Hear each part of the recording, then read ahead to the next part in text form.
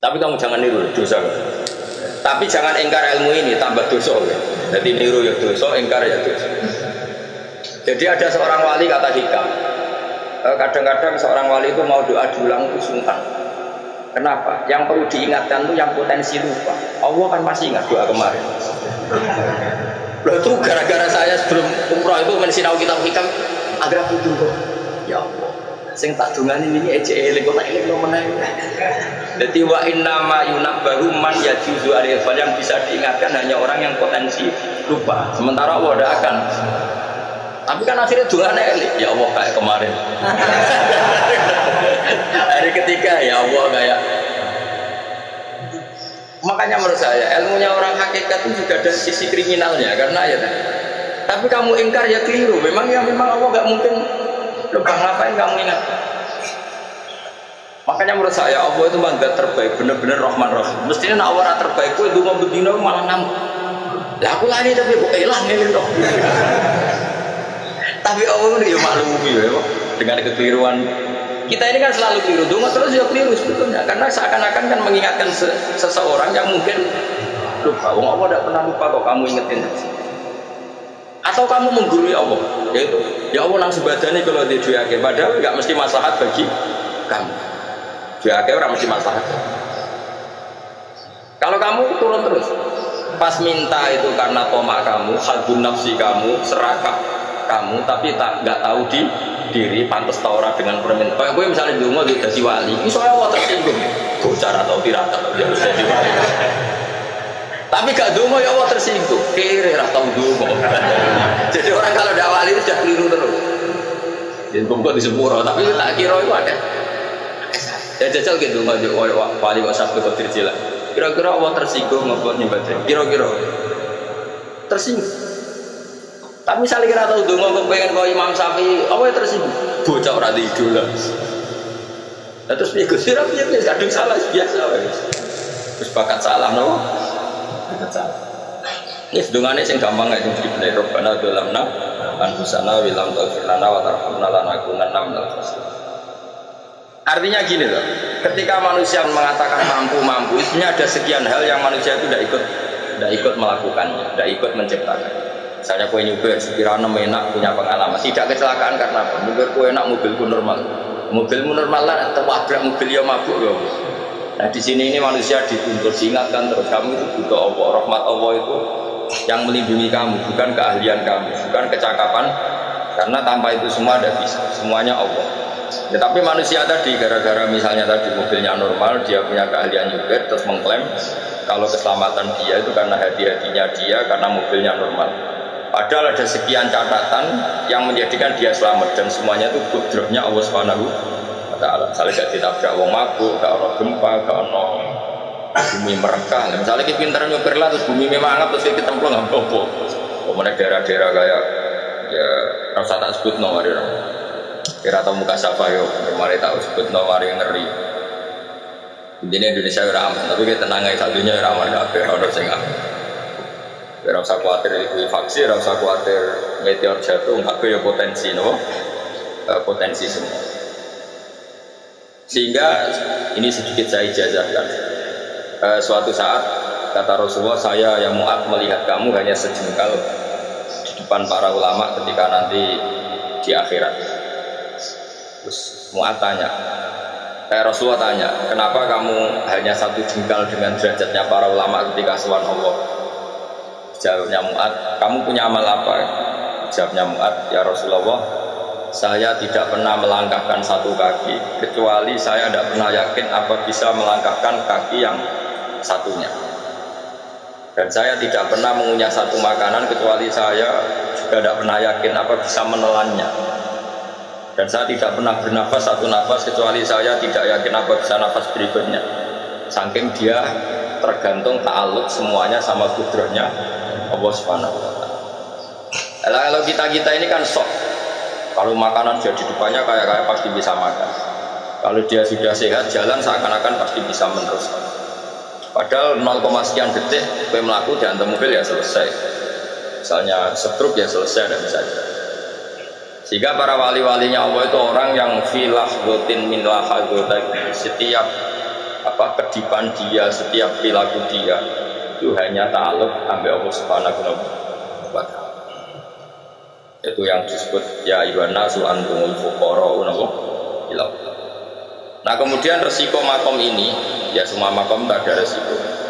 Resiko makom ini itu biasanya dia lupa doa. Kenapa lupa doa? Karena doa itu terdefinisikan. Tak wari ilmu hakir harus rumah serap paham lah kalau tak ulang. Ya resiko ilmu saya ingatkan. Ilmu itu kan ada dua. Ada ilmu yang karena didefinisikan.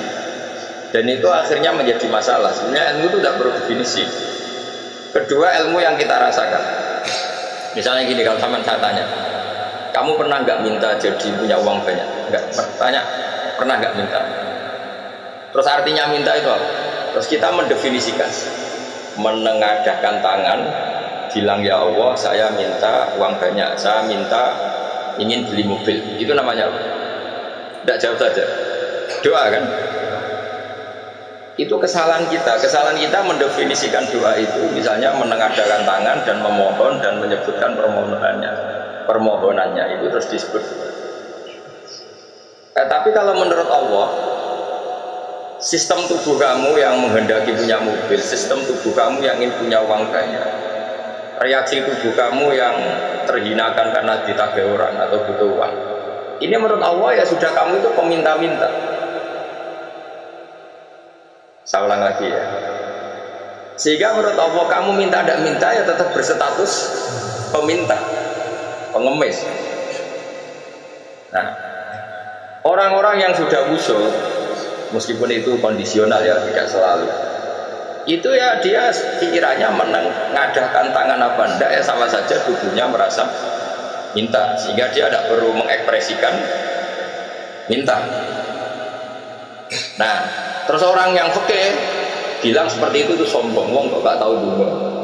Sebetulnya keliru. Kalau seorang fikih, bagaimana mungkin dikatakan sombong? Dia reaksi tubuhnya, elemen tubuhnya sebetulnya meminta. Dia tidak berkategori meminta karena ilmu kadung didefinisikan kalau minta itu yang seperti ini. Itu kan lama. Nanti kalau suatu saat Indonesia yang kuasa itu terlalu NU atau terlalu yang tidak NU, lama-lama ada definisi. Misalnya yang dikatakan tahlilan itu apa? Ya bid'ah, Nabi tidak pernah tahlilan. Sahabat tidak pernah nahlilin Nabi. Malah nggak kasih Nabi jadi tahlil. Mana ada tahlilan jalur sepuro mayit ngasih Nabi jalur. Sehingga dengan tradisi itu tahlil itu masuk definisi bid'ah karena nggak pernah dilakukan sahabat dan para tabi. Ya salahnya kamu definisikan. Tapi kalau udah kamu definisikan, sediarani tahlil, ya betul la ilaha illallah. Terus mungkinkah satu bacaan la ilaha illallah dilarang? Wong ra oleh maca kalimat tauhid. Jadi misalnya tahlil itu nasfatno kalimat tauhid. Mungkin tok ya orang ora iso dilarang, tapi lah tahlil itu ngitung dinane mayit kaya bodoh, samane kriminal. Enak. Ya sudah seperti itu. Makanya banyak orang salah itu karena ilmu kadung didefinisi. Nah, definisi itu sebenarnya tidak mengikat dalam banyak. Ini penting saya utarakan. Ya karena seperti itu. Makanya itu masalah-masalah besar antara kita dan firqah-firqah yang lain, masalah ahli sunnah, terus masalah yang lain. Memang ya sudah seperti itu. Ya saya ulang lagi ya. Ketika Nabi Ibrahim mau dibakar Namrud, itu masyhur cerita itu. Dan kemudian jadi namanya Habib Syah. Habib Syah itu sebetulnya hanya ngutip Habib Abdul Haddad. Jadi syair itu sebenarnya ada di Diwanul Haddad. Apa? Diwanul Haddad. Diwanul Haddad itu syair-syair Abdul Haddad ketika beliau usul, beliau mukasyafah. Terus bagian dinyanyikan Habib Syah jadi populer. Saya ulang lagi ya. Tubuh kita, misalnya kamu lapar, perut kamu kan mereaksi minta makan. Andaikan kamu itu Tuhan, kan kamu tahu bahwa perut kamu itu minta makan. Tanpa kita bilang ya Allah saya minta makan, Allah tahu kalau reaksi tubuh kamu minta makan. Sehingga orang yang tidak minta pun asal makomnya makom yang ikrar, mengakui kalau dia butuh, ya namanya sudah minta. Tapi fikih kadang mendefinisikan sing darane minta misalnya madhep kiblat terus menengadahkan tangan. Ya sudah kita sebagai orang pengikut ya yang ikuti fikih, yang ikuti tasawuf, sebetulnya itu definisi yang sekian. Sehingga ketika Nabi Ibrahim mau dibakar Namrud, masyhur itu cerita itu, beberapa hari mungkin bulan-bulan orang disuruh Namrud tarik kayu sebanyak-banyaknya. Ketika kayu sudah terkumpul mungkin satu lapangan, Ibrahim mau dibakar. Pegawai ini Namrud itu bingung caranya mencalok Ibrahim. Terus saking gede nih, kenapa? Nak diuncalok Pak Ado itu rakyat tengah. Nak diparekno itu kepanasan. Masyhur. Terus setan zaman itu orang akeh, jadi ya setan tenan. Saya kan duplikatnya sakit, jadi setan rata muncul. Wong duplikatnya wes nopo akeh. Jika cerita setan itu muncul pura-pura jadi manusia terus ditemukan manjane. Manjane itu semacam ketepil besar yang jadi mana dari kiai ketepil haram, mereka penemunya setan. Jadi ini terus. Tapi nak manjane penemunya setan itu betul, walhasil terus dibikinkan satu manjane semacam ketepil besar terus Ibrahim dilemparkan ke api lewat apa ketepil tadi, idenya siapa? Setan. Nah ketika di tengah api itu unik. Kata malaikat Jibril datang terus tanya sama Ibrahim, ya Ibrahim apa kamu butuh saya? Butuh alakah haja, apa kamu punya kebutuhan? Jawab Ibrahim lah, saya tidak punya kebutuhan. Amma ilaika fala, kalau ke kamu enggak, karena kamu makhluk apapun keren kamu Jibril tetap kamu makhluk. Amma ilaika fala, enggak maksudnya butuh ke Allah nanti saya nyampaikan. Mana dinya Nabi Ibrahim, kalau Allah enggak usah kamu sampaikan ya sudah tahu. Gua be Jibril. Oh aku itu taksab karena. Ya saya ulang lagi, apa kamu punya kebutuhan? Alaka hajalah, amma ilaika fala, kalau kamu enggak. Enggak maksudnya butuh ke Allah nanti saya sampai karena Jibril yang mentang-mentang dekat sama Allah dan tukang memberi informasi. Tapi kata Ibrahim kalau ke Allah sih tidak perlu kamu, dia sudah tahu. Nah itu terjadi namanya Habib Abdul Haddad masyhur itu apa hasbi min suali ilmu bihali. Jadi cukup ilmunya Allah itu menjadikan saya tidak perlu minta. Hasbi min suali ilmu bihali. Jadi ada kondisi tertentu yang para wali itu, saya ulang lagi, kondisi tertentu yang para wali itu ya tidak minta. Tapi kalau itu ditiru jenengan semua itu jadi gangguan. Kenapa? Wes ora ndonga tangani ditenangkan. No atine ora eling pangeran, kan akhirnya ora njaluk tenan.